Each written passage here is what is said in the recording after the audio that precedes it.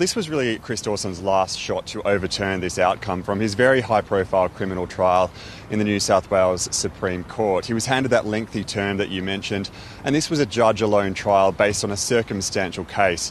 Lynette Simms, Chris Dawson's first wife, vanished from their Sydney home back in 1982, and her body has never been found. But he attempted to argue this appeal based on 5 grounds, including that he suffered significant forensic disadvantage in defending himself so long after her disappearance, and also an argument that the evidence heard at the judge-alone trial wasn't able to support a verdict of guilty.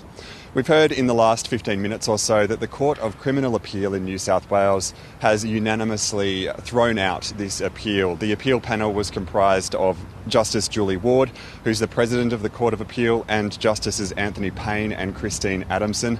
All of those 3 very senior judges were all in agreement about this outcome today. Now, we're still going through the details of the written judgment and how these judges have considered all of the different arguments.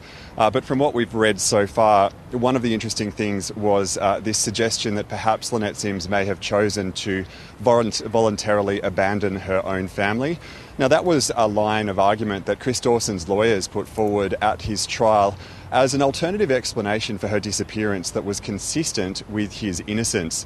Now, on that theory, the appeal judges have commented in their written decision that they were of the opinion that there's no possibility that Lynette Simms would have left her children voluntarily. They've cited evidence including that her possessions were left in the marital home, and also evidence about Chris Dawson's so-called relationship with the family's teenage babysitter, JC, which the judges said was marked by a degree of desperation and obsession from Chris Dawson. So we're still going through the details of the judgment, but we can say now that we know Chris Dawson has lost his appeal against that murder conviction.